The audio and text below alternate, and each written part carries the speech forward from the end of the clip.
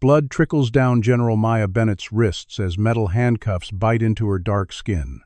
"Stay down," barks the officer knee, pressing into her back. Courthouse steps cold against her cheek. Suddenly, footsteps approach. Someone gasps. "Dear God, that's the Deputy Secretary of Defense." Before we dive into this shocking story, let me know where you're watching from in the comments. Hit that like button and subscribe if you want to see how this powerful general responds when facing such blatant disrespect. What would you do if you witnessed someone being wrongfully detained because of their skin color? Let's find out what happened next. General Maya Bennett awoke at precisely 5:30, just as she had every day for the past 23 years of her military career. The Atlanta sunrise filtered through her bedroom curtains, casting golden patterns across the polished oak floor of the colonial-style home she shared with her husband and son. Today wasn't just any day. It marked the culmination of 3 years of work on a revolutionary military cybersecurity initiative that would reshape how America protected its digital borders. Maya stretched her toned arms above her head, her dark skin contrasting against the crisp, white sheets. At 43, she maintained the same physical discipline that had carried her through 2 combat tours and countless challenges in a system that had never quite made room for people who looked like her. She moved to her bathroom, catching her reflection in the mirror. Her short, natural hair was beginning to show strands of silver at the temples, which she viewed as badges of honor rather than signs of aging. Each one earned through breaking barriers as the first black woman to achieve her rank in Army intelligence. The shower's hot water soothed muscles tightened by the weight of responsibility she carried. As steam filled the bathroom, Maya's mind drifted to the photos that lined her bedroom wall. Her father in his Army uniform from Vietnam, her mother in her graduation gown from Howard University. Both gone now, but their lessons of excellence and resilience remained her North Star. "Never let them see you sweat, baby girl, and never let them see you break," her father had told her when she left for West Point. The memory was interrupted by her phone ringing on the bedside table. Wrapping herself in a towel, Maya answered to hear the clipped tones of General Michaels from the Pentagon. "Bennett, we've got movement on the Quantum Shield contract. Deputy Secretary Harrington wants to personally attend the signing. He's flying in this morning." Maya's pulse quickened. William Harrington was not only the second highest civilian authority in the Defense Department, but also a longtime advocate for diversity in military leadership. His presence would elevate the profile of today's ceremony significantly. "Understood, sir. I'll make the necessary arrangements." "What time should we expect the Deputy Secretary?" she asked already, mentally reshuffling her schedule. 1100 hours. And Maya Michaels' voice softened slightly. "There's been chatter about protests. Some groups aren't happy about the contract going to Horizon Tech. Keep your security team alert." After confirming the details, Maya hung up and moved to her closet, removing her dress uniform. The 4 stars on her shoulder boards caught the morning light. 4 stars that represented not just her own journey, but the dreams of countless black girls who'd never seen someone who looked like them reach such heights. Downstairs, Maya found her 17-year-old son Marcus at the kitchen table, thumbing through his phone with a troubled expression. "Morning, Mom," he said, not looking up. Maya kissed the top of his head, noting the tension in his shoulders. "What's wrong, baby?" she asked, pouring herself a cup of coffee. Marcus sighed, putting down his phone. "Darius got stopped by the cops again yesterday. 3rd time this month. Same officer, same corner, same routine check. Excuse." Maya's stomach tightened. Darius was Marcus's best friend, a brilliant young man headed to MIT in the fall. He was also black in America, which meant living with a target on his back. "Is he okay?" Maya asked, keeping her voice steady despite the anger building inside her. "Yeah, this time." "But Mom, what's the point of all your stars if your own son's friends aren't safe walking home?" The question hit Maya like a physical blow. It was one she asked herself often. What good was breaking glass ceilings if the foundation beneath remained rotten? The point, she said carefully, is changing things from the inside. One decision, one policy, one promotion at a time. She sat beside him, taking his hand. "I know it's slow, too slow, but we keep pushing, Marcus. We don't give up." Marcus nodded, not entirely convinced, but respecting his mother's position. The sound of keys in the front door announced the return of Dr. James Bennett from his overnight shift at Emory University Hospital. Maya's husband of 20 years entered the kitchen, his tall frame showing signs of exhaustion from a night of cardiac emergencies. "There's my favorite general," he smiled, kissing Maya before collapsing into a chair. "And my future film director," he added, ruffling Marcus's hair. James's smile faded as he noted the serious expressions on their faces. "What did I miss, Darius?" "Stopped again," Marcus said. James's jaw tightened. "Same officer." When Marcus nodded, James exchanged a look with Maya. "This is why I've been pushing for that meeting with the Neighborhood Watch Committee. They're coordinating with these officers, Maya. I've seen them pointing out which houses have black residents." Maya sighed. Despite her position, despite James's reputation as one of Atlanta's most respected cardiologists, they still lived with the daily reality of being seen as outsiders in their affluent neighborhood. "I'll make some calls next week," she promised. "Today I've got the contract signing and now the deputy secretary is attending." James's eyebrows rose. "Harrington, that's big." "It is," Maya agreed, glancing at her watch. "I need to get moving. Security briefing in an hour." As she stood, James caught her hand. "Be careful today, Maya, with all the protests around these military contracts lately." Maya squeezed his hand reassuringly. "I've faced worse than some protesters, Doc. Remember Fallujah?" James nodded, but the worry didn't leave his eyes. They both knew that sometimes the most dangerous territory for a black woman in America wasn't a foreign battlefield, but the everyday spaces where power and prejudice collided. Upstairs, Maya stood before her full-length mirror in her dress uniform. The weight of the stars on her shoulders felt especially heavy today. She remembered her grandmother's words when Maya had received her first promotion. "You carry those stars for everyone who couldn't wear them." The Quantum Shield contract wasn't just another military deal. The $5 billion investment in next-generation cybersecurity infrastructure had become a lightning rod for controversy. Critics called it wasteful spending. Supporters hailed it as essential for national security. What few discussed openly was how the program included initiatives to recruit from historically black colleges and universities, creating pathways for minorities into the highest levels of military intelligence. Maya had fought hard for those provisions, knowing from experience how talent could be overlooked because it didn't come in the expected package. As she pinned her numerous service medals to her chest, Maya steeled herself for the day ahead. The contract signing at the Atlanta federal courthouse would draw attention from all quarters: media, protesters, politicians. She was prepared for all of it. What she couldn't possibly prepare for was how this ordinary professional milestone was about to become a moment that would test not just her resilience as a soldier, but her very dignity as a human being. General Maya Bennett's government-issued SUV approached the Atlanta federal courthouse, the late morning sun glinting off its polished black surface. Immediately she noticed the unusual police presence surrounding the perimeter. At least 20 officers, where normally there might be 4 or 5 for a high-profile event. Maya's military-trained eyes scanned for potential threats, an instinct honed through years of combat zones. As she turned onto the courthouse access road, 2 distinct groups of protesters came into view.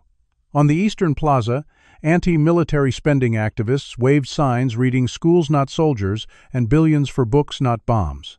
On the western side, separated by metal barricades and police lines, stood a smaller but more vocal group, with American flags and signs, bearing troubling slogans about protecting American values and merit, not quotas.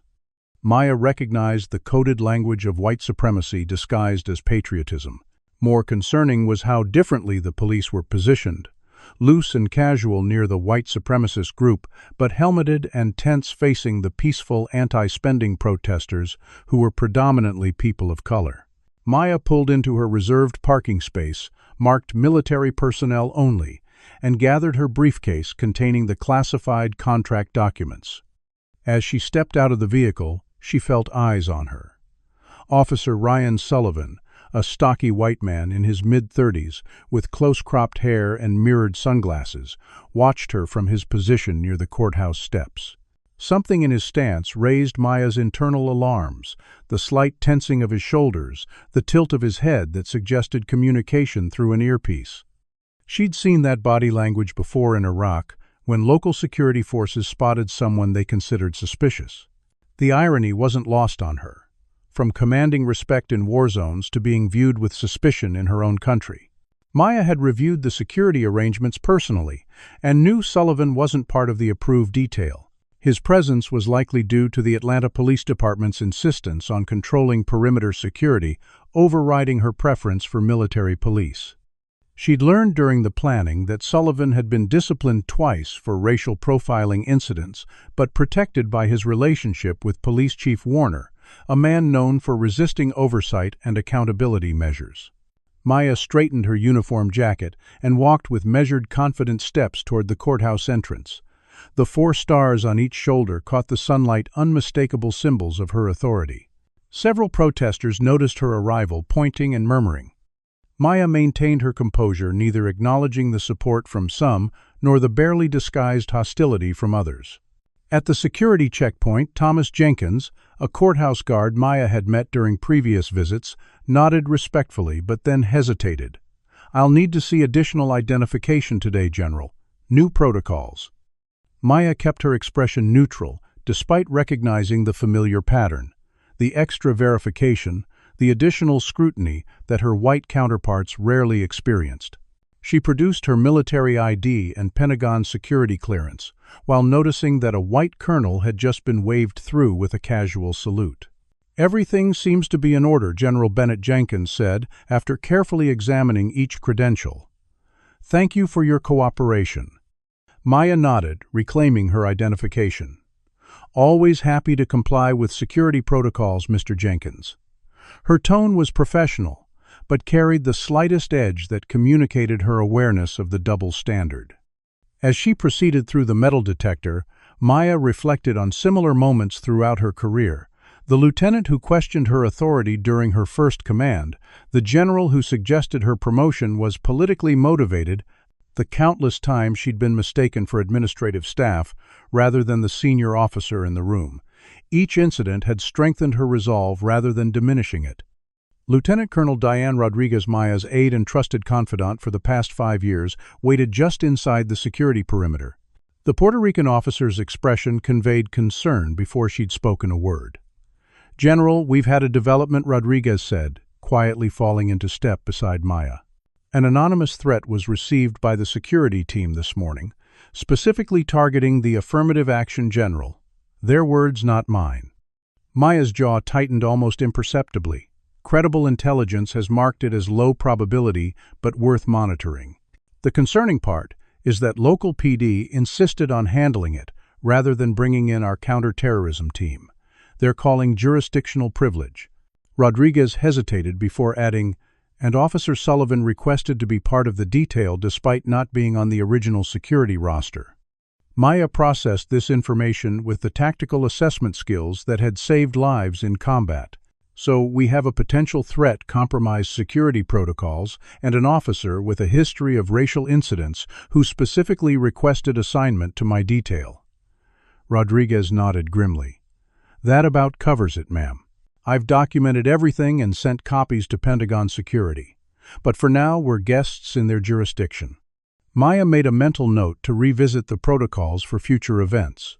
This divided authority between military and local law enforcement created dangerous vulnerabilities. Keep our team alert but not obvious about it. "I don't want to escalate tensions unnecessarily."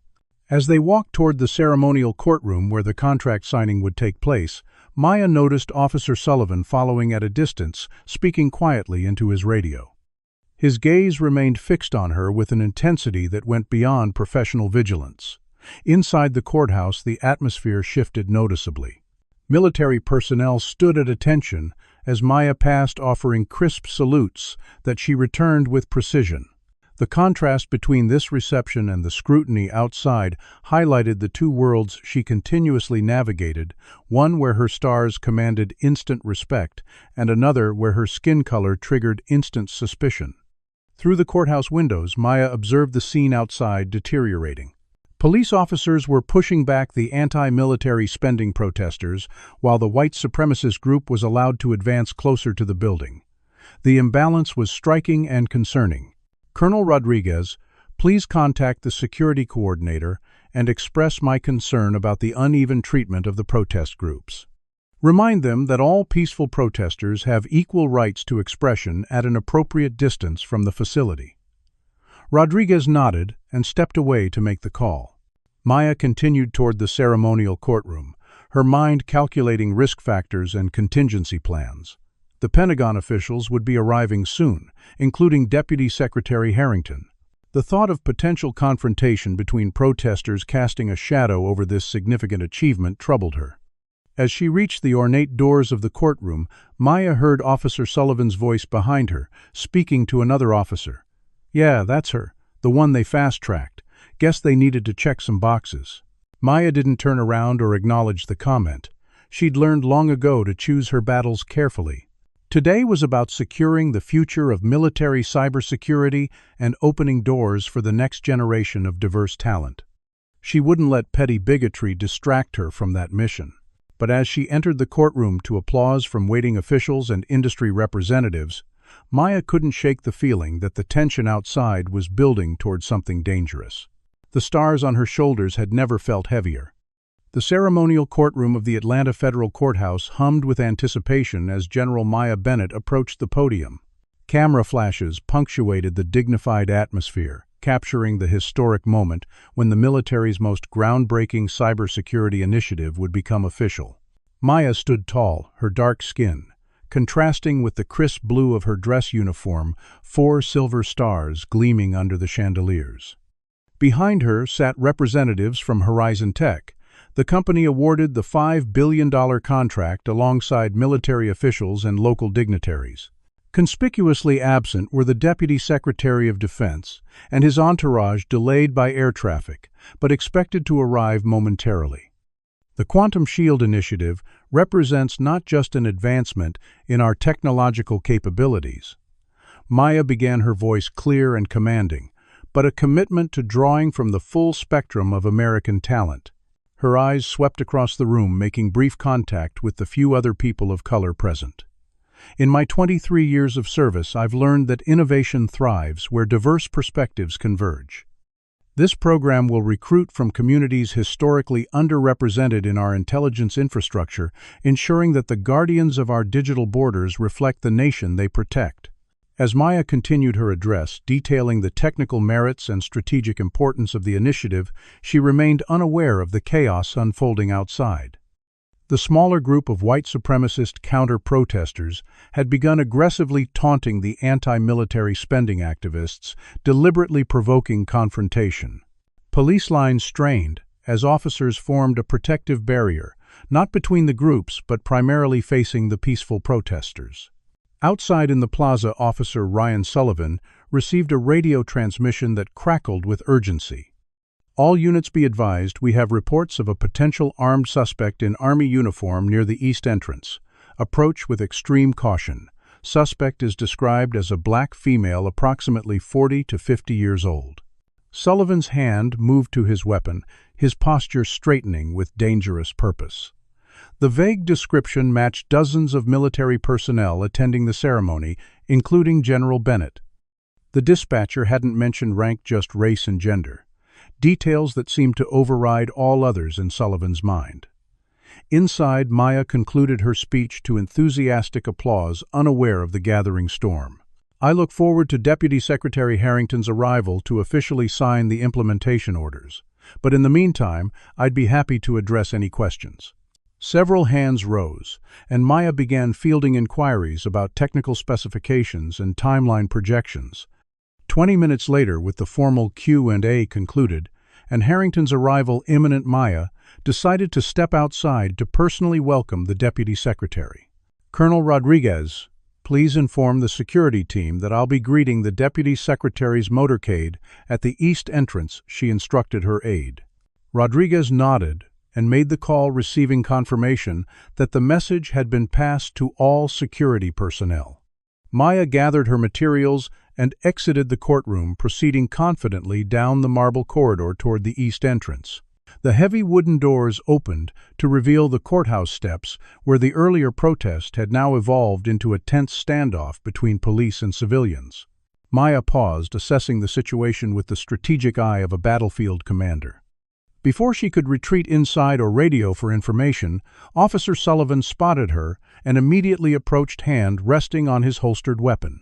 "Ma'am, I need you to stop right there and identify yourself," he called out, his voice carrying an edge that drew attention from nearby protesters and media. Maya remained calm, reaching slowly for her military identification. "I'm General Maya Bennett, United States Army. I'm here for the Quantum Shield contract signing and expecting the Deputy Secretary of Defense momentarily." Sullivan's eyes narrowed behind his mirrored sunglasses. "I need to see that ID." Maya handed over her credentials, the ones that had already been verified multiple times that day.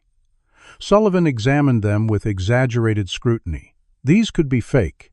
We've had reports of an armed suspect in an Army uniform." Maya's expression remained composed, despite the absurdity of the suggestion that the highest-ranking woman in Army intelligence would be carrying counterfeit identification.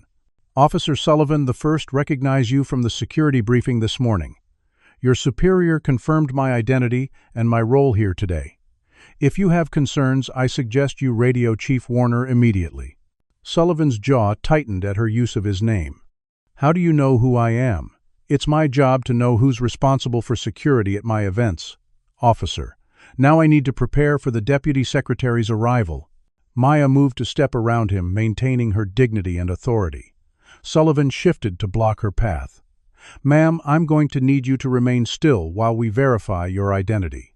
By now, several protesters had turned their attention to the confrontation cell phones raised to record the interaction. Maya recognized the dangerous escalation pathway unfolding. "Officer, I am a 4-star general in the United States Army. I've verified my identity multiple times today. Your continued obstruction is inappropriate and unprofessional." Sullivan's radio crackled again with an update that the Deputy Secretary's motorcade was 5 minutes out. Rather than de-escalating, Sullivan keyed his radio. "I need backup at the east entrance. Subject is being uncooperative." Within moments, 3 additional officers jogged up the courthouse steps, creating a loose semicircle around Maya. The crowd of onlookers grew phones, recording what was quickly becoming a viral moment in the making. Maya remained outwardly calm, while internally calculating her rapidly diminishing options. She reached for her secure phone. "I'm calling the Pentagon security office to resolve this immediately." Sullivan's reaction was swift and disproportionate. He knocked the phone from Maya's hand, sending it clattering down the courthouse steps. "She's reaching," he shouted, creating a pretense that would justify what came next. The other officers moved in, despite Maya's steady voice saying, "I was reaching for my phone to contact my security team. This is completely unnecessary."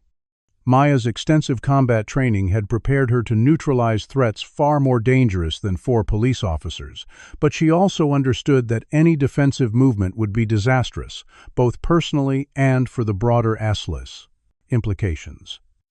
A black woman, regardless of rank, physically resisting police, would feed directly into dangerous stereotypes and potentially end with her being shot.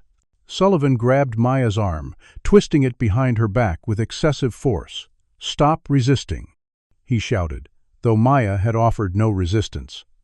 The absurdity of the command, a standard tactic to justify escalation, wasn't lost on her. The other officers joined in, forcing the decorated general to her knees despite her calm compliance. "I am not resisting," Maya stated clearly for the benefit of the cameras now capturing every moment. "I am General Maya Bennett, and this is an unlawful detention." The cold metal of handcuffs bit into Maya's wrists as Sullivan fastened them too tightly, a small act of intentional discomfort that spoke volumes about his motivations. Maya's medals and insignia pressed painfully against the concrete as she was forced face down on the courthouse steps. The physical humiliation was calculated. A 4-star general, a black woman who had reached unprecedented heights, literally brought low before a public audience. "Stay down," Sullivan ordered his knee pressing into Maya's back despite her lack of resistance. The pressure restricted her breathing, bringing back memories of similar scenes that had ended in tragedy for too many Black Americans. Maya felt a trickle of blood from where the handcuffs had broken skin on her wrists. The physical pain was nothing compared to the assault on her dignity, the erasure of her rank and accomplishments, the reduction of her humanity to nothing more than her race. What would you do if you were in General Bennett's position? Would you fight back despite the consequences or maintain your dignity like she did? Type 1 in the comments if you think she should have resisted more forcefully, or 2 if you believe she made the right choice, staying calm. Don't forget to hit that like button and subscribe to see how this shocking confrontation gets resolved. The question now becomes, how could a decorated 4-star general be treated this way in front of a federal courthouse? What does this say about the state of race relations in America's institutions? Stay tuned as we discover what happens when the Pentagon officials finally arrive. The unmistakable sound of screeching tires cut through the commotion as 3 black government SUVs pulled up to the courthouse plaza, their diplomatic flags fluttering. The motorcade's arrival sent ripples of movement through the crowd of onlookers, protesters, and media. From the lead vehicle emerged Deputy Secretary of Defense William Harrington, a distinguished man of 60 with silver hair and the confident bearing of someone accustomed to wielding significant power. Flanked by military aides and security personnel, Harrington's expression shifted from professional neutrality to stunned disbelief as he registered the scene before him, one of America's highest-ranking military officers' face, down on the concrete, handcuffed and restrained by local police. "Dear God," he muttered before raising his voice to a commanding tone that had directed military operations worldwide. "What in God's name is happening here? That's General Bennett." Harrington strode forward his security detail, moving in formation around him. Officer Sullivan's knee remained firmly planted on Maya's back, though uncertainty flashed across his face at the arrival of federal officials. "Sir, this is a police matter," Sullivan stated, attempting to maintain his authority. "We're responding to reports of a suspicious armed individual." Harrington's eyes narrowed dangerously. "That suspicious individual is the commander of our entire military cybersecurity division and a decorated combat veteran. Remove those handcuffs immediately." Sullivan hesitated, looking toward his fellow officers for support that wasn't forthcoming. The dynamics had shifted dramatically with Harrington's arrival, the local officers suddenly aware of the magnitude of their miscalculation. Cameras continued to capture every moment, the confrontation now broadcasting live on several news networks. Reluctantly, Sullivan removed his knee from Maya's back and fumbled with the handcuff keys. As the restraints came off, Harrington himself extended a hand to help Maya to her feet, a gesture of respect that spoke volumes to everyone watching. Despite the humiliation she'd just endured, General Bennett rose with the same dignity and composure that had carried her through war zones and boardrooms. The small trickle of blood from her wrist was the only visible evidence of her ordeal. "General Bennett, on behalf of the United States government, I apologize for this unconscionable treatment," Harrington said loudly enough for nearby cameras to capture. His words were both sincere and strategic, immediately establishing the official position that the detention had been improper. Maya straightened her uniform with steady hands, though the visible wrinkles and scuff marks would remain as evidence of her ordeal. "Thank you for your intervention, Mr. Secretary," she replied professionally, her voice betraying none of the rage and humiliation coursing through her. The crowd had grown substantially, with phones and professional cameras documenting the dramatic reversal of fortune. Several military personnel from inside the courthouse had emerged and now stood at attention, showing solidarity with their commanding officer. A black sedan screeched to a halt at the edge of the plaza, and Police Chief Warner emerged, his face a mask of barely contained panic as he assessed the public relations disaster unfolding under his jurisdiction. He hurried toward the group, straightening his uniform. "Deputy Secretary Harrington, welcome to Atlanta. I've just been informed of this unfortunate incident," and Save It Chief Harrington cut him off sharply. "We'll discuss this inside now. I want every officer involved in this incident in the conference room in 5 minutes with their body cameras secured." Warner nodded quickly, the color draining from his face as he realized the severity of the situation. The senior law enforcement officer turned to Sullivan and the other officers, gesturing sharply for them to follow as he led the way into the courthouse. Maya caught Colonel Rodriguez's eye in the crowd and gave a subtle nod. Her aide immediately understood disappearing inside to ensure that all surveillance footage was secured before it could mysteriously malfunction or disappear. The group moved into the courthouse and toward a large conference room away from the cameras and growing crowd. Military security personnel positioned themselves at the doors, effectively locking out any police officers not directly involved in the incident. Inside, the temperature seemed to drop several degrees as Harrington took position at the head of the table, with Maya seated at his right hand. Across from them sat Chief Warner Officer Sullivan and the 3 other officers involved in the detention. Sullivan's earlier confidence had evaporated, replaced by a nervous tension as he repeatedly adjusted his collar. "Let's be clear about what happened here." Harrington began, his voice controlled but edged with fury. A 4-star general of the United States Army was physically restrained, handcuffed, and forced to the ground while attempting to perform her official duties. "I want to hear exactly what justified this action, starting with you, Officer Sullivan." Sullivan cleared his throat. "Sir, we received reports of a suspicious armed individual in military uniform. When I approached the subject, General Bennett, for identification, she became uncooperative and made a sudden movement that I interpreted as reaching for a weapon." Maya's expression remained impassive, though the blatant lie caused her blood to boil. She had faced enemy fire with less anger than she felt watching Sullivan fabricate a narrative to justify his actions. "That's fascinating," Harrington replied, his tone dangerously calm. "Especially since General Bennett has already been through multiple security checkpoints. Today was known to your department as the officer in charge of today's ceremony and was reaching for her phone, which you knocked from her hand. Not a weapon." Before Sullivan could respond, the conference room door opened and Colonel Rodriguez entered with a laptop. "Sir, I've secured the courthouse security footage and have accessed the body camera feeds from all 4 officers as requested." Warner shifted uncomfortably. "Those recordings are police department property and require proper channels for." "Those recordings," Harrington interrupted, "are evidence in what may become a federal civil rights investigation, Chief Warner. I suggest you reconsider any objections." At that moment, Warner's phone buzzed. He glanced at it, his expression growing more concerned. "The mayor is calling," he muttered, stepping away from the table to answer. The room fell silent as Warner's side of the conversation became increasingly defensive. "Yes, sir." "No, sir, I understand the seriousness." "Yes, the Pentagon officials are here now. I'm handling it personally." When he returned to the table, Warner's demeanor had changed entirely. "Deputy Secretary General Bennett, the mayor, extends his profound apologies for this incident. He's requested that we find an immediate resolution that addresses this unfortunate misunderstanding." Maya finally spoke, her voice steady and precise. "Misunderstanding, Chief Warner. Let me be absolutely clear about what happened today. I was targeted, physically assaulted, and publicly humiliated because of the color of my skin despite my rank and position. This wasn't a misunderstanding. It was a deliberate act consistent with a pattern of behavior within your department." Warner flinched at the directness of her accusation. "General, I assure you that the Atlanta Police Department does not condone racial profiling.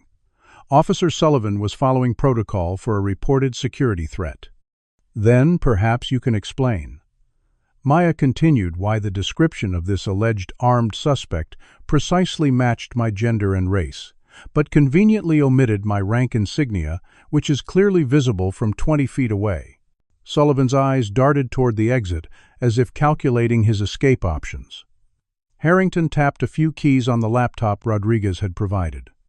"Let's review the body camera footage, shall we? I'm particularly interested in the radio call that prompted this intervention."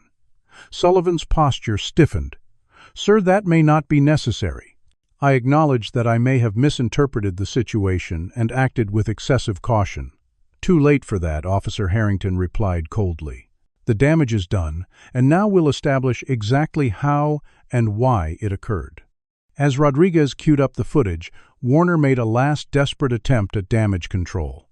Deputy Secretary General, perhaps we can discuss this privately. I'm sure we can come to an understanding that satisfies all parties without further escalation. Maya fixed Warner with a level gaze that had made hardened soldiers stand at attention. Chief Warner, I've spent my entire career understanding that I must be twice as good to be seen as half as worthy. Today, one of your officers decided that my stars, my service, and my humanity meant nothing compared to the color of my skin. There will be no private understanding, no swept-under-the-rug resolution. Accountability isn't escalation, it's justice. The tension in the room was palpable as Rodriguez played the first clip from Sullivan's body camera. The footage clearly showed Maya calmly presenting her identification and Sullivan dismissing it. More damning was the audio capturing Sullivan's radio conversation moments before approaching Maya. "I've got eyes on the target. Going to make contact now." The premeditated nature of the confrontation was undeniable. As the video continued, Maya observed Sullivan attempting to subtly reach for his phone.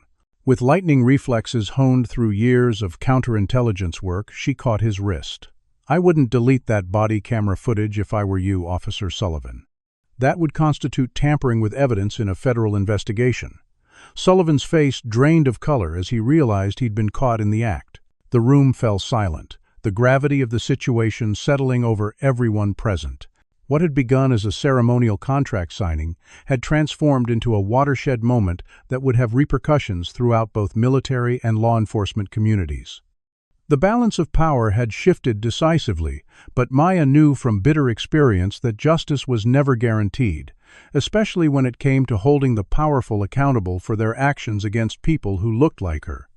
The video of General Maya Bennett being forced to the ground, handcuffed and restrained outside the Atlanta federal courthouse exploded across social media platforms with the unstoppable force of a digital wildfire.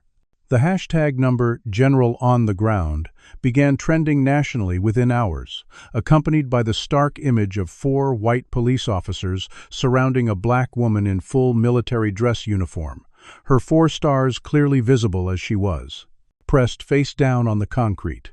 The juxtaposition of her achieved rank and her treatment created a visual so powerful that it transcended political divides, forcing Americans to confront uncomfortable truths about race, authority, and respect in their country. At Westlake High School, 17-year-old Marcus Bennett was in AP Physics when his phone began vibrating incessantly in his pocket. Breaking school rules, he discreetly checked the screen to find dozens of messages from friends asking if he'd seen what was happening. Excusing himself to the bathroom, Marcus opened Twitter and felt his world collapse as he watched his mother, his hero, being publicly humiliated. His hands shook so violently he nearly dropped the phone. The son of a general knew better than most how to compartmentalize emotions, but seeing his mother treated like a criminal broke something fundamental in his understanding of the world. Marcus didn't return to class. Instead, he called his father, his voice cracking as he tried to explain what he'd seen. "Doctor." James Bennett had been in the middle of explaining post-operative care to a patient's family when his phone lit up with Marcus's call. Something in his son's broken greeting told him this wasn't a routine matter. "I'll call you right back," he told Marcus quickly, excusing himself from the consultation. Stepping into an empty office, James called his son back only to have Marcus direct him to the video now dominating every news channel. "Dad, they've got Mom on the ground," Marcus choked out. "They handcuffed her. They're treating her like." James couldn't speak for several seconds, horror and fury battling for dominance as he watched his wife, a woman who had commanded thousands of troops in combat zones, who had the president's ear on matters of national security, being treated like a common criminal. "I'm coming to get you," he finally managed. "Then we're going to the courthouse." Across town, the conference room standoff between Pentagon officials and Atlanta police had concluded with Chief Warner agreeing to immediate suspension of all officers involved pending investigation. Maya emerged from the courthouse flanked by Deputy Secretary Harrington and her military staff, her composure intact despite the ordeal. A wall of reporters and cameras greeted them, shouting questions that overlapped into unintelligible noise. Harrington stepped to the hastily assembled microphones. "What occurred here today represents a profound failure of professional conduct and human decency. General Bennett is one of our nation's most decorated and respected military leaders. The manner in which she was treated is unacceptable and will be fully investigated by both military and civilian authorities. Maya stood beside him, her uniform still bearing the evidence of her detention. A torn epaulette scuff marks on the knees, a small bloodstain on the cuff where the handcuffs had cut her skin. She had refused offers to delay the press appearance until she could change understanding instinctively that these visible markers of mistreatment carried powerful symbolic weight. When it was her turn to speak, Maya stepped forward with the same commanding presence that had led troops through firefights in Baghdad. Today I experienced what too many Americans face every day. Judgment based not on my actions, my character, or my service, but solely on the color of my skin. The stars on my shoulders disappeared from view, replaced only by what some see as the most relevant fact about me, that I am a black woman. Her words, measured and precise, carried across the plaza and into millions of homes via live broadcasts. This incident is not about me as an individual. It is about a systemic failure that continues to treat black Americans as inherently suspicious, inherently dangerous, and inherently less worthy of dignity and respect.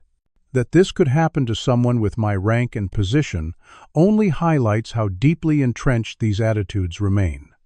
As Maya spoke, the White House press secretary was announcing that the president had been briefed on the situation and had directed the Justice Department to open an immediate investigation. Back in the Oval Office, the president watched Maya's statement live, turning to his chief of staff with a grim expression. "Get Bennett on the phone as soon as she's done, and find out everything there is to know about these officers." The social media response continued to build, with the video of Maya's detention and her subsequent statement being shared millions of times. The reactions split along predictable lines: overwhelming support for Maya from most quarters alongside disturbing defenses of the police action from certain segments of the population. News channels ran split-screen comparisons of Maya's treatment with that of white officers of similar rank at public events. Conservative commentator Blake Reynolds argued on his popular show that the officers were just doing their jobs in a high-threat environment, while his progressive counterpart Jessica Huang countered that if a four-star general can be treated this way because of her race, what hope do ordinary black citizens have? Outside the courthouse, James and Marcus Bennett pushed through the crowd security personnel, recognizing them and allowing them through the perimeter. The reunion happened away from cameras in a small anteroom of the courthouse. Maya embraced her son, first feeling his body shake with suppressed sobs. "I'm okay, baby. I'm okay," she whispered, holding him tight despite the pain in her wrenched shoulder. James wrapped his arms around them both, his doctor's eyes cataloging his wife's injuries, the abrasions on her wrists, the bruising already forming on her upper arms, the stiff way she held her left shoulder. "We should get you to a hospital," he said quietly. Maya shook her head. "Not now. There's too much happening. I need to stay present for this." She didn't need to explain further. Both James and Marcus understood that this moment had transcended the personal. Maya now carried the weight of representing something much larger than herself. Back at the Pentagon, military leaders from all branches convened an emergency meeting to address the incident. General Ibrahim, chairman of the Joint Chiefs of Staff, opened with an uncharacteristically emotional statement. "One of our own was assaulted today, not by a foreign enemy, but by those sworn to protect and serve. This cannot stand." Plans were made to establish a command center dedicated to managing the crisis, supporting General Bennett, and coordinating with civil authorities. Meanwhile, the Atlanta Police Union released a statement defending the officers' actions as reasonable given the information available at the time, a position that only fueled public outrage. Online threats against Maya began almost immediately, her personal information appearing on extremist message boards, alongside violent rhetoric about affirmative action generals and racial slurs. Military intelligence flagged these threats, establishing enhanced security protocols for Maya and her family. Maya's colleagues around the world reached out with messages of support and outrage. General Chang in South Korea, who had served alongside Maya in Iraq, called personally, "The whole world is watching this, Maya. We stand with you." As evening fell, Maya sat with her family in a secure Pentagon facility that had been established in Atlanta for the contract signing. Marcus remained unusually quiet, processing the day's events. Finally, he spoke. "Mom, when I was 12, you told me that your stars meant things were changing. That America was becoming a place where people who looked like us could rise as high as our talents could take us." His voice cracked slightly. Was that a lie? Maya felt the question like a physical blow. She thought back to her own early career, the constant battle to be seen for her abilities rather than her demographics. The professor at West Point who'd suggested she was taking a spot from a more deserving cadet. The superior officer who'd questioned whether she had the natural authority to lead troops in combat. Each promotion bringing both advancement and resentment, each achievement dismissed by some as preference rather than merit. "It wasn't a lie, Marcus," she said carefully, "but it was incomplete. America is changing, but change isn't linear. There's progress and backlash, steps forward and pushback. What happened today?" She gestured to her still disheveled uniform. "This is the pushback. But what's happening now? The outrage, the demands for accountability, that's the progress." James placed a hand on his son's shoulder. "Your mother has spent her career breaking barriers so that yours will have fewer to break. That work isn't finished, but it's real." The family's conversation was interrupted by a security officer informing Maya that she was needed for a strategic call with the White House and Department of Justice. As she rose to leave, Maya saw a notification on her secure tablet. A right-wing commentator was questioning her qualifications on national television, suggesting her appointment had been more about optics than merit. Despite her exhaustion, Maya straightened her shoulders and prepared to face the next challenge.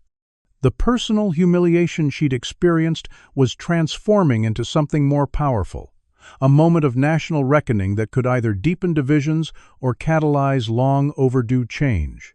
As she walked toward the secure communications room, Maya received an urgent alert from her cybersecurity team. Someone had posted her home address and family details online. The threat had moved beyond the symbolic to the immediate and personal. The battle lines were being drawn, and Maya now found herself at the center of a conflict as consequential as any she'd faced in combat. One fought not with weapons, but with truth, justice, and the still unfulfilled promise of equality. 3 days after the courthouse incident, General Maya Bennett sat in a secure conference room at Fort McPherson, surrounded by screens displaying intelligence analyses and data patterns. The team of military intelligence specialists she'd assembled worked with methodical precision tracking digital footprints and communication networks with the same rigor they'd apply to foreign adversaries. What had begun as an investigation into a single incident of racial profiling had expanded into something far more disturbing. "General, we've identified a pattern in Officer Sullivan's online activities that raises serious concerns," reported Captain Way, a cybersecurity specialist Maya had personally recruited from MIT. "He's been active in encrypted chat rooms frequented by white nationalist groups under the username Patriot Defender 88. The communications predate your detention by several weeks." Maya studied the evidence with the detached professionalism that had characterized her military career, though the content, discussions about taking down affirmative action appointments and teaching them their place, churned her stomach.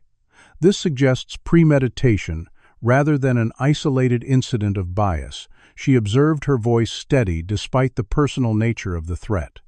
Lieutenant Garcia, another team member, nodded grimly. "That's consistent with our timeline analysis, General. Sullivan requested assignment to your security detail 3 weeks ago, immediately after the Quantum Shield contract was announced. He had no previous involvement with federal courthouse security." The implications were troubling. Sullivan's targeting of Maya hadn't been random opportunity but calculated action. The question was whether he had acted alone or as part of something larger. The secure door opened, admitting Deputy Secretary Harrington, who had extended his Atlanta stay, to personally oversee the investigation. His face bore the weariness of someone navigating a political minefield while trying to maintain focus on justice. "General Bennett, we have new information from the Department of Justice team." Harrington began taking a seat at the conference table. "They've discovered communications between Sullivan and several officials at North Star Defense Systems." Maya's attention sharpened.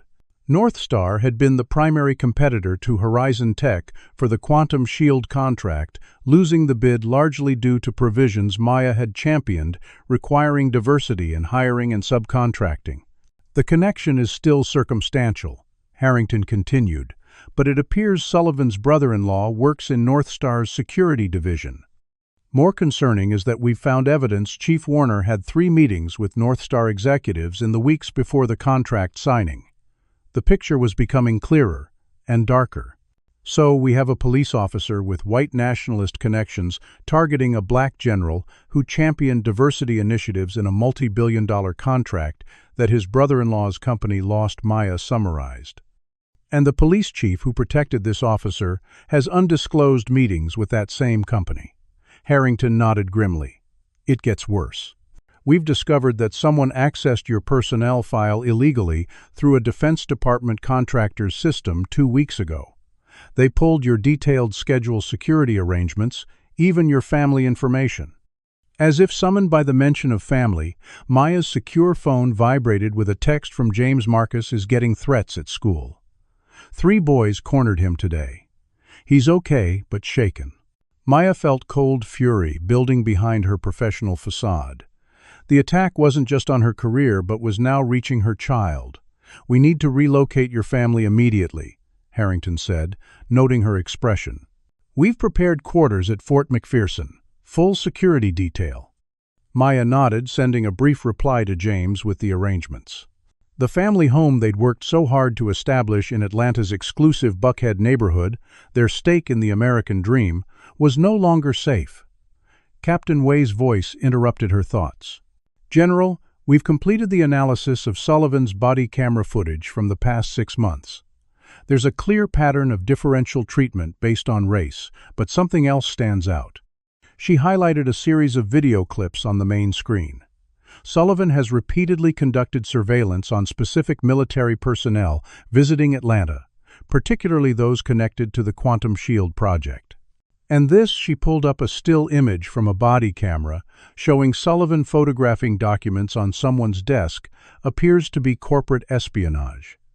The room fell silent as the implications settled. What had first appeared as an isolated incident of racial profiling now had tentacles reaching into corporate interests, white nationalist networks, and potentially classified military technology. There's something else you should see, General Lieutenant Garcia said hesitantly. We've been monitoring threats since the incident, and this came in 20 minutes ago. He displayed an anonymous message that had been posted on a fringe message board. The general's son leaves Westlake High at 3:15 basketball practice until 5:30, then walks home along Peachtree Road. Sometimes stops at the coffee shop on the corner of Maple Street. The message included details of Marcus's routine that only someone conducting surveillance would know. Maya's expression remained composed, but those who knew her well could see the slight tightening around her eyes that signaled controlled rage. They're watching my son. She stood military training automatically, straightening her spine despite the weight pressing down on her. Captain Way, I want everything we have on Sullivan's network. Lieutenant Garcia, coordinate with FBI, on protection for Marcus and James.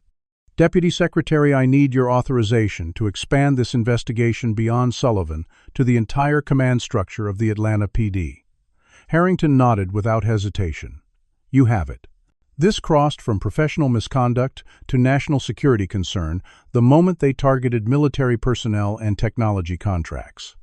Maya moved to the secure terminal and began typing rapidly, her fingers flying across the keyboard as she accessed databases and security protocols that few in the military had clearance to view. Her background in military intelligence and cybersecurity made her uniquely qualified to lead this investigation, perhaps the very reason some had wanted to discredit and remove her. An hour later, Maya had assembled a comprehensive briefing for the joint FBI military task force that would be taking on the investigation. The evidence pointed to a disturbing conclusion. A coordinated effort involving elements within the Atlanta Police Department corporate interests at North Star Defense and white nationalist groups, all converging around the Quantum Shield contract and its diversity initiatives. As Maya prepared to present her findings, a junior officer entered with a tablet displaying breaking news. Police Chief Warner had called an emergency press conference defending his department and specifically questioning whether outside political pressures were influencing the investigation. The implication was clear. He was suggesting Maya was playing the race card for political advantage. Do you think General Bennett should address these accusations publicly or continue working behind the scenes to expose the conspiracy? Type 1" the comments. If you believe she should hold her own press conference to counter Warner's narrative, or 2, if you think she should let the evidence speak for itself. Don't forget to like and subscribe to see how this conspiracy unravels. How far do you think this conspiracy reaches? Is it limited to a few corrupt officers and corporate interests, or could it extend into higher levels of government and military? The stakes have never been higher, as General Bennett now faces the parted, not just professional attacks, but threats to her family's safety. General Maya Bennett stood at the head of the secure operations center that had been established within Fort McPherson, surveying the integrated team of military intelligence specialists, FBI agents, and Justice Department officials she had assembled. Digital displays covered the walls tracking communication patterns, financial transactions, and surveillance footage connected to what they now referred to as Operation Clear Shield. 5 days had passed since her detention, and Maya had transformed from victim to commander, applying the same strategic brilliance that had distinguished her military career to the investigation of the conspiracy against her. Our primary objectives remain clear. Maya addressed the room, her voice carrying the natural authority that had led troops through combat zones. First, ensure the security of all personnel connected to the Quantum Shield contract. Second, identify all participants in this conspiracy from street level to leadership. Third, preserve evidence for both military and civilian prosecution. The team nodded in agreement, respect evident in their attentive postures. Maya had deliberately chosen to remain highly visible despite security concerns, understanding that retreating from public view would accomplish her opponent's goals. She wore her uniform daily stars prominently displayed, a visual reminder that she would not be diminished or hidden away. Captain Wei, update on the digital surveillance. We've mapped 87% of Sullivan's network, General, the cybersecurity expert, reported. The encrypted communications reveal coordination between 7 officers within Atlanta PD, 4 executives at North Star Defense, and members of 3 separate white nationalist groups. The common thread appears to be opposition to the diversity initiatives in the Quantum Shield contract. Maya nodded, studying the network diagram. And the financial traces. FBI Special Agent Ramirez stepped forward. We've identified payments from North Star subsidiaries to a security consulting firm owned by Chief Warner's brother. The firm then made consulting payments to the officers involved in your detention. Classic money laundering structure. The pieces were fitting together, revealing a conspiracy more extensive than initially suspected. Maya's secure phone vibrated with an incoming message. Atlanta's mayor requesting an urgent private meeting. She excused herself to take the call in an adjacent room. General Bennett, thank you for speaking with me, the mayor began, his tone conveying political anxiety. I want to assure you that the city of Atlanta takes this incident extremely seriously. Maya remained silent, waiting for the inevitable pivot. It came quickly. That said, I'm concerned about the expanding scope of this investigation and the potential damage to police department morale. Perhaps we could find a resolution that acknowledges the wrong done to you while allowing for a more measured response. The implication was clear. Accept an apology, perhaps some disciplinary action against Sullivan, and move on. Politics as usual. Maya's response was measured but unyielding. Mr. Mayor, I have evidence of criminal conspiracy, civil rights violations, and potentially treason through the unauthorized sharing of classified information. This isn't about my personal experience. It's about a systematic effort to undermine national security initiatives through racial intimidation. I have no interest in a political resolution that leaves these systems intact. Silence hung on the line before the mayor responded. I see. Then I suppose we'll let the investigations run their course. After ending the call, Maya rejoined her team, her resolve strengthened rather than diminished by the attempted political pressure. The Operations Center door opened, admitting Dr. James Bennett, his expression tight with controlled anger. Maya stepped aside with her husband for a private conversation. "They've suspended," Marcus James said, without preamble. Supposedly for fighting, though all he did was defend himself when those boys cornered him again. The school administrator suggested he was bringing unwanted attention to the school. Maya felt the familiar burn of injustice, the way systems protected themselves by blaming victims who dared to speak out. The same administrator who ignored our complaints about racial bullying for the past year, she confirmed already knowing the answer. James nodded, exhaustion evident in the slump of his shoulders. "I told them they'd be hearing from our lawyers. Then I went to the school board directly with documentation of every incident we've reported. The suspension is being reviewed, but Marcus is still shaken." Maya felt the familiar guilt that had accompanied her entire career, the price her family paid for her achievements and visibility. "How is he?" Finding his voice actually, James replied, a hint of pride breaking through his fatigue. "He's joined a student activist group. They're organizing a school walkout to protest discrimination. He told me, if they're going to punish me anyway, I might as well make it count." Despite everything, Maya smiled. "Sounds like my son." Their moment was interrupted by Lieutenant Colonel Rodriguez, who approached with a tablet displaying a live news feed. "General, you need to see this.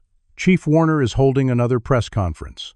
On screen, Police Chief Warner stood before a podium flanked by several officers and civilian officials, including 2 executives Maya recognized from North Star Defense. The Atlanta Police Department has cooperated fully with all investigations. Warner was saying, his tone defensive. "However, I must express concern about the militarization of what should be a civilian review process. General Bennett's deployment of military intelligence assets against American police officers sets a dangerous precedent." Maya's eyes narrowed at the deliberate mischaracterization. The investigation was being conducted through proper channels with full Justice Department authorization. Warner continued, his voice gaining confidence. "Furthermore, we have reason to believe witnesses are being intimidated from coming forward with accounts that contradict the political narrative being constructed around this incident." The implication was clear, that Maya was somehow suppressing evidence that would vindicate the officers. Captain Way approached with urgent news. "General, we've detected attempts to access and delete body camera archives from the Atlanta PD server. They're trying to scrub evidence." Maya made an instant decision. "Execute Protocol Sierra. Now." The team moved with practiced efficiency, implementing the contingency plan they'd prepared for exactly this scenario. Digital security specialists deployed previously planted safeguards that locked down the evidence while simultaneously documenting the deletion attempts. Maya turned to Special Agent Ramirez. "I believe we have probable cause for the warrants now." Ramirez nodded already, making the call to the federal judge who had been briefed on the case. Within 30 minutes, federal agents were serving warrants at multiple locations simultaneously: the Atlanta Police Department headquarters, North Star Defense offices, and the homes of several suspects including Sullivan and Warner. What they couldn't have anticipated was that Warner, watching his carefully constructed world crumbling, would make a desperate move. As federal agents entered his office, Warner called an emergency meeting of his most loyal officers, including several not yet identified in the conspiracy. Simultaneously, Sullivan, who had been suspended but not arrested, disappeared from surveillance, triggering security alerts. Maya received the updates in real time, adjusting strategies with the fluid adaptability that had made her an exceptional military commander. Sullivan's headed for the Bennett residence. Security analysts reported tracking his vehicle through traffic cameras. Maya's heart rate spiked, but her voice remained steady as she issued orders for the protection team already in place at their home. James, seeing the alert, paled visibly. "The family photos, Maya. All our personal information." "Already secured," Maya assured him. "We removed everything of value 2 days ago." It was a contingency she had planned for, knowing the psychological profiles of men like Sullivan. When they felt cornered, they struck at what they perceived as their enemy's vulnerabilities: family reputation, personal dignity. The protection team reported Sullivan's arrival at their empty home, his frustrated departure 20 minutes later. Meanwhile, Captain Way made another discovery. "General, we found a recording device in Chief Warner's office. It captured a meeting 3 weeks ago where they specifically discussed targeting you to discredit the Quantum Shield diversity initiatives." The recording was damning. Warner Sullivan and 2 North Star executives explicitly planning to use racial profiling as a tool to undermine Maya's authority, and by extension the contract she had championed. "They didn't count on you fighting back with everything you have," James observed, listening to the recording with a mixture of horror and vindication. "They thought you'd be too concerned about appearing angry or unprofessional to demand real accountability." Maya nodded, recognizing the double bind that had trapped many accomplished black women, forced to choose between defending themselves and conforming to expectations of composure and accommodation. "They miscalculated," she said simply. By evening, coordinated raids had secured mountains of evidence. Sullivan had been apprehended attempting to cross state lines. Warner was being questioned by federal agents. Most significantly, the wider network of co-conspirators was being mapped and dismantled, including several higher-ranking officials who had provided protection and resources. Maya addressed her team before they broke for a few hours of much-needed rest. "Today, you've demonstrated what real justice work looks like. This isn't about retribution for what happened to me. It's about protecting the integrity of our institutions and ensuring that no one is above accountability." As the room cleared, Maya remained behind, with James finally allowing herself a moment of genuine emotion. "I keep thinking about what this would mean if I weren't a general," she said quietly. "If I were just another black woman facing this system without stars on my shoulders or the Pentagon behind me." James took her hand. "That's why this matters so much. You're fighting with every resource you have, not just for yourself, but for everyone who doesn't have your platform or power." Outside, Fort McPherson supporters had gathered with signs reading, "Stand with General Bennett" and "Stars Can't Shield from Racism." The movement that had begun with Maya's humiliation was transforming into something more powerful, a demand for fundamental change in how institutions responded to systemic racism. Maya watched the gathering from the window, feeling the weight of expectation and hope. The conspiracy against her had been intended to silence and diminish her. Instead, it had amplified her voice and platform in ways her opponents never could have anticipated. Tomorrow she would testify before a congressional committee about her experience, using her position to shine light on both the specific conspiracy and the broader systems that enabled it. But tonight she allowed herself to feel the full impact of what had happened: the violation, the rage, the determination, and finally the strengthening of purpose that came from confronting injustice directly and refusing to be diminished by it. As dawn broke over, Atlanta officer Ryan Sullivan paced his brother-in-law's lake house 40 miles outside the city, anxiety radiating from his tense frame. The walls were closing in.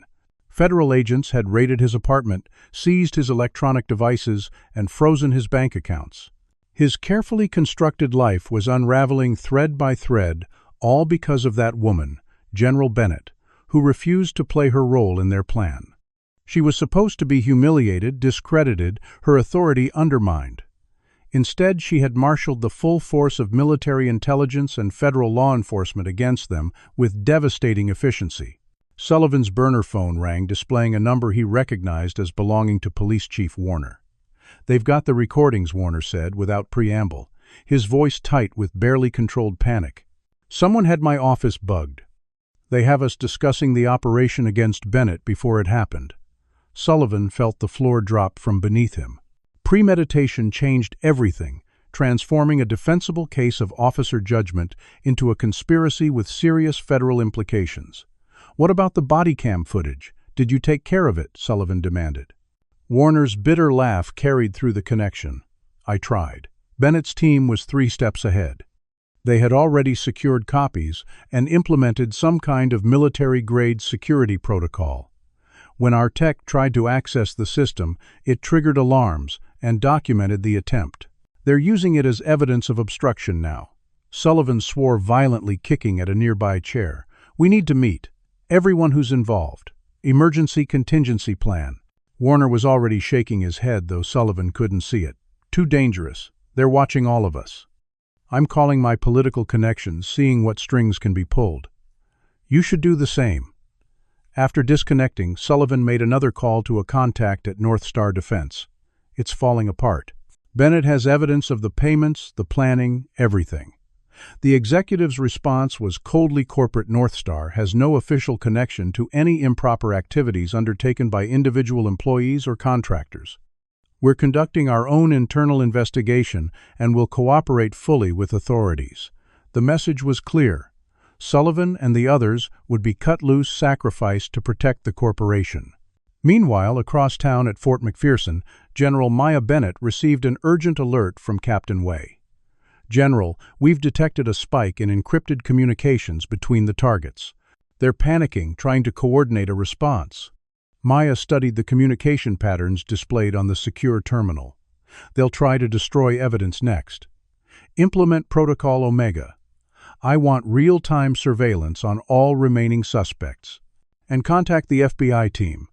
We need those warrants executed immediately." The Joint Military Intelligence and FBI operation had anticipated this development. Within 30 minutes, teams were simultaneously serving warrants at multiple locations, including the lake house where Sullivan was hiding. Agent Ramirez personally led the team that apprehended Sullivan as he attempted to flee through the woods behind the property. Back at Fort McPherson, Maya received the update with grim satisfaction. The net was tightening, but she knew from experience that cornered adversaries were often the most dangerous. Her concern proved prescient when Lieutenant Garcia burst into the command center. "General, we've intercepted communications suggesting an imminent threat to your family. Warner has called in favors from some former officers with military backgrounds. They're planning some kind of operation tonight." Maya's military training kicked in, emotions channeled into tactical assessment and response. "Current location of my husband and son secure, in on-base housing protection detail in place," Garcia confirmed. "But the communications suggest they may have inside help, someone with access to base security protocols." Maya's mind raced through contingencies. The conspiracy had tentacles she hadn't yet identified, possibly reaching into military personnel who shared Warner and Sullivan's ideologies. "Implement security protocol Echo 3. Change all access codes, double the protection detail, and activate the safe room protocol." As her team executed these orders, Maya received word that Sullivan, now in federal custody, was offering information in exchange for leniency. "He's scared and looking for a deal," Agent Ramirez reported. "Says he can provide details about Warner's political protection and North Star's full involvement." Maya nodded, authorizing the negotiation while maintaining focus on her family's security. The situation was evolving rapidly, chess pieces moving across multiple boards simultaneously. At 9:15 that evening, security sensors detected movement in the wooded area behind the on-base housing where James and Marcus had been relocated.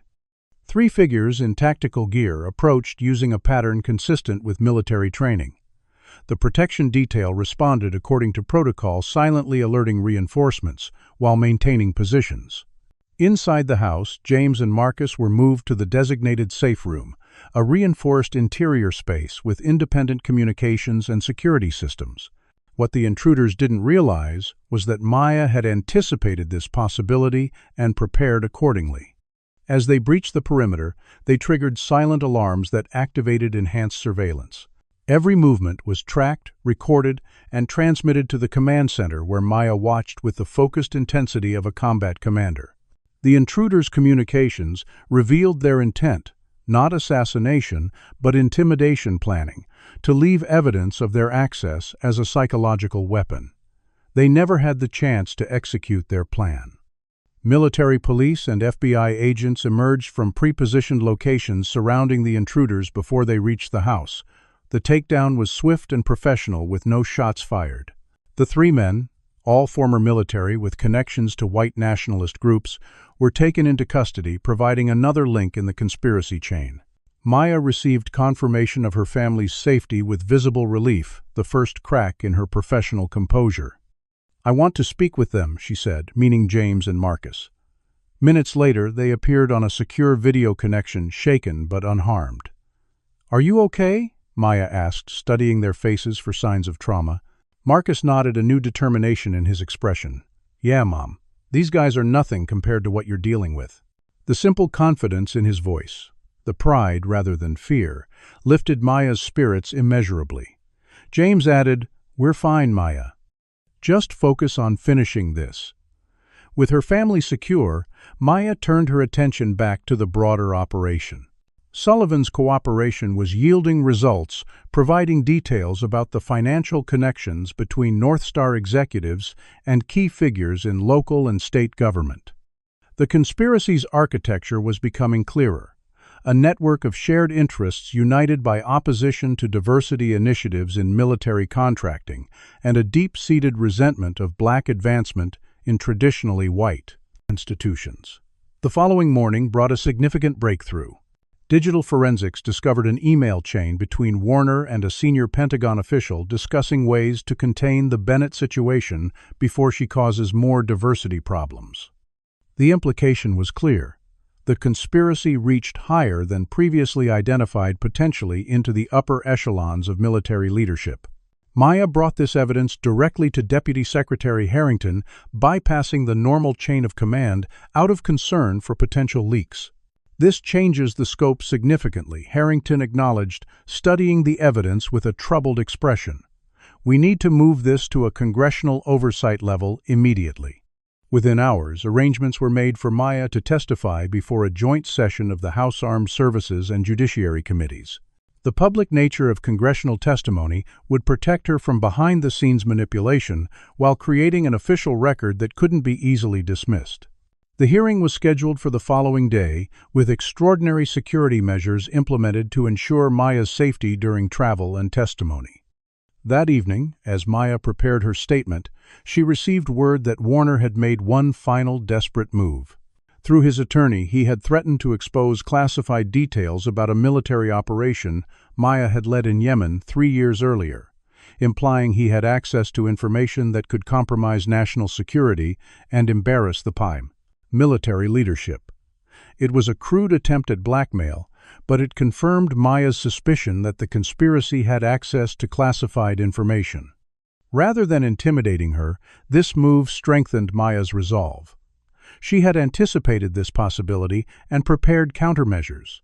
Working with military intelligence, she had already documented every authorized briefing Warner had received about military operations, creating a clear record of what information he had legitimately accessed versus what could only have been obtained through unauthorized channels. His threat had simply provided evidence of additional crimes. By morning, media coverage had shifted dramatically. What had begun as a story about police misconduct had evolved into a major national security investigation involving corporate espionage, corruption, and potentially treason. Maya's public image had transformed from victim to formidable adversary who had expertly unraveled a complex conspiracy using her military intelligence expertise. As Maya prepared to leave for Washington, she received one final piece of intelligence. Chief Warner had requested a private meeting away from his lawyers or any recording devices. Maya considered the request carefully before agreeing to a strictly controlled encounter at a secure federal facility.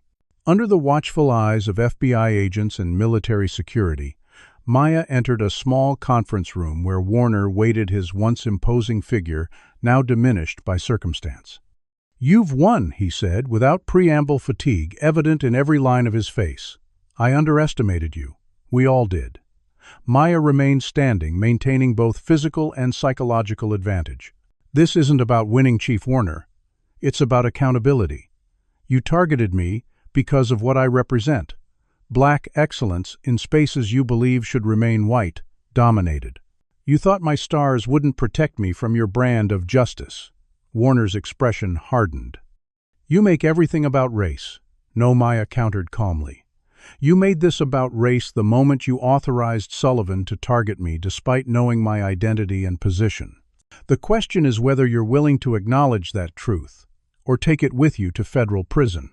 She placed a document on the table between them. "This is your opportunity to cooperate fully to help dismantle the entire network you've been part of. One chance to be on the right side of history, even at this late hour." Warner stared at the document, then at Maya, the full weight of his situation finally registering. The choice before him was stark.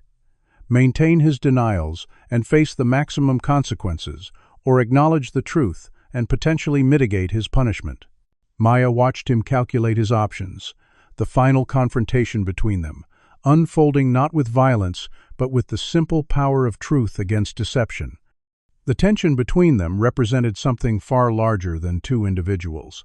It embodied the struggle between America's darkest impulses and its highest aspirations, between those who would use authority to maintain hierarchies of race and those determined to create institutions that delivered on the promise of equal justice. As Warner reached for the document, Maya knew that regardless of his decision, a significant battle had been won. The conspiracy had been exposed, its mechanisms laid bare for public examination. The systems designed to shield powerful men from consequences had in this instance failed. It wasn't a comprehensive victory. Maya harbored no illusions about the deep structural changes still needed, but it was a meaningful step forward in a journey that had begun long before her and would continue long after. Warner looked up from the document, his decision made. The final phase of the confrontation was about to begin. 6 months after the courthouse incident, General Maya Bennett stood at a podium in the East Room of the White House, the Presidential Medal of Freedom glinting against her immaculate dress uniform. The journey from humiliation on courthouse steps to this moment of national recognition had been extraordinary by any measure. President Adams addressed the assembled dignitaries, media, and special guests. General Bennett's response to injustice demonstrates the highest ideals of American character. When faced with discrimination, she sought not merely personal vindication, but systemic accountability.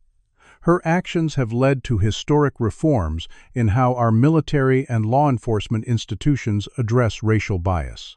Maya's testimony before Congress had indeed catalyzed transformative change. The hearings, broadcast nationally for 3 consecutive days, had riveted the American public. Maya had presented evidence with the precision of a military briefing and the moral clarity of a civil rights leader, detailing not only her personal experience, but the broader patterns it represented. This incident occurred not despite my rank, but because of it, she had testified. My achievement represented a challenge to those who believe certain spaces should remain exclusive. The stars on my shoulders made me not less of a target, but more of one.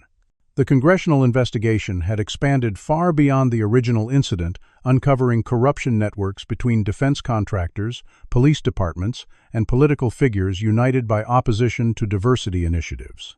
Sullivan had provided damning testimony, revealing how he'd been recruited specifically to target Maya as part of a campaign to undermine the diversity components of the Quantum Shield contract. Warner's eventual cooperation had exposed even more extensive connections, including several high-ranking military officials who had quietly obstructed diversity efforts while publicly supporting them.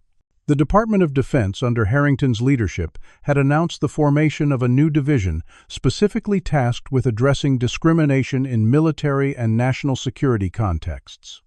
Maya had been appointed its first director, her promotion to this newly created position coming with expanded authority to implement structural reforms. The Atlanta Police Department had been placed under federal oversight with Chief Warner and 17 officers removed. A civilian review board with substantial powers had been established, including members from communities most affected by policing disparities. At Westlake High School, Marcus Bennett had emerged as a student leader, founding an organization called Youth for Justice that partnered with similar groups across the country. The school administrator who had suspended him had been removed following an investigation that revealed a pattern of discriminatory discipline practices. Dr. James Bennett had established a medical mentorship program connecting Black medical students with established physicians, naming it after Maya's parents, who had instilled in her the determination that had carried her through her ordeal. Perhaps most surprisingly, Officer Ryan Sullivan had become an unlikely advocate for police reform. Facing significant prison time, he had accepted a plea agreement requiring him to speak at police academies about how racial bias had corrupted his judgment and destroyed his career. His testimonials about the culture that had normalized discrimination within the department proved valuable in changing training protocols. Now, standing in the White House, Maya accepted the nation's highest civilian honor with characteristic dignity. This medal represents not my individual achievement, but a collective commitment to making our institutions worthy of the diverse nation they serve, she said. The true measure of our progress will be the day when stars on shoulders provide the same protection regardless of the skin beneath them. After the ceremony, Maya met privately with the president to discuss the next phase of institutional reforms. Rather than accepting a prestigious Pentagon position many had expected her to take, Maya proposed something different. "I want to return to Atlanta," she told the president, "to lead the implementation of the new joint training program between military and law enforcement."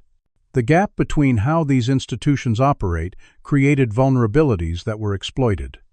Bridging that divide, while ensuring both embrace diversity as strength rather than threat, that's where I believe I can make the greatest impact.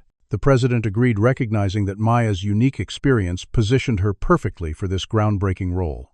1 week later, Maya returned to the Atlanta federal courthouse, the site of her humiliation now transformed into a place of triumph. The steps where she had been forced to the ground now supported a podium from which she addressed an audience of military personnel, law enforcement officers, community leaders, and media. 6 months ago, on these very steps, America was confronted with the gap between its promises and its practices, Maya began. Today, we begin the work of narrowing that gap not through punishment alone, but through transformation. The handcuffs that had restrained her wrists were now displayed in the National Museum of African American History and Culture alongside a photograph of Maya rising from the courthouse steps with dignity intact. The exhibit, titled "The Weight of Stars," had become one of the museum's most visited installations. That evening, Maya visited her parents' graves at Atlanta's historic Southview Cemetery. She placed fresh flowers beside their headstones and stood in silent communion with the two people who had prepared her for a world that would often judge her by her skin rather than her character or capabilities. "You were right," she whispered to their memory. "The struggle continues, but so does the progress." 1 year to the day after the courthouse incident, Maya presided over the graduation ceremony of the first class from the new Joint Service and Protection Academy. Among the diverse graduates stood Marcus Bennett, now 20 years old, who had decided to follow a path of public service inspired by his mother's example. The academy represented Maya's vision made real, a training program that explicitly addressed issues of bias while providing both military and law enforcement personnel with tools to serve diverse communities with respect and equity.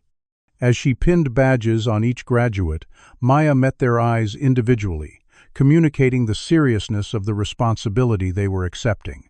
When she reached Marcus, their professional composure briefly gave way to shared pride, mother and son, united in purpose, despite the difficult journey that had brought them to this moment. "The graduates before you represent a new approach to service and protection," Maya told the audience of family members, community leaders, and media. "They have been trained not only in tactical skills, but in the fundamental understanding that authority is not granted to dominate, but to protect, not to reinforce hierarchies, but to ensure that every American receives equal justice and dignity." Sullivan, now serving a reduced sentence for his cooperation, had been permitted to attend the ceremony as part of his ongoing work with police reform. He watched from the back row, a living reminder of how bias could corrupt even those sworn to uphold the law. In private moments, Maya still experienced flashbacks to the feeling of concrete against her cheek, the bite of handcuffs against her wrists, the weight of a knee on her back. The trauma remained part of her, informing her work rather than defining it. James had helped her understand that acknowledging this pain wasn't weakness, but another form of strength, the ability to remain connected to the human impact of injustice even while working at systemic levels to address it. As the ceremony concluded, Maya looked out over the graduates, diverse in race, gender, and background, who would carry her vision forward. The conspiracy that had sought to diminish her had instead amplified her impact, creating ripples of change that would continue long after the news cycles had moved on to other stories. The stars on her shoulders still carried weight, but they now represented something larger than her individual achievement. They symbolize the possibility of institutions that could recognize talent and character, regardless of demographics, of systems that could acknowledge their flaws and commit to meaningful reform. Maya's journey from courthouse steps to national leader had demonstrated that America's contradictions contained not just conflict but possibility. That the same nation capable of profound injustice was also capable of extraordinary correction when confronted with its failures. As she watched the new graduates disperse to begin their service, Maya Bennett embodied that complex American promise, the ongoing unfinished work of creating a more perfect union, one hard-fought victory at a time. What do you think? Can one person's experience really change entire systems? Has General Bennett's story inspired you to speak up against injustice when you see it? Drop a comment below, sharing your thoughts or experiences with standing up for what's right. If this story moved you, please like, subscribe, and share it with someone who needs to hear it. Thank you for joining me on this powerful journey through prejudice, courage, and transformation. Remember, change happens one brave stand at a time. This story illuminates profound truths about courage and justice in America. When facing discrimination, dignity becomes a powerful form of resistance. General Bennett showed that composure isn't weakness, it's strategic strength.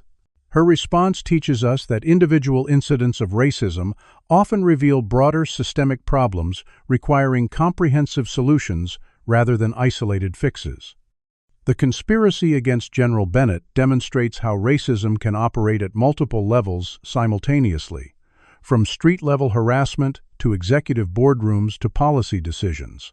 Those who benefit from existing power structures often feel threatened by diversity in leadership positions, seeing accomplished minorities not as inspiration but as targets.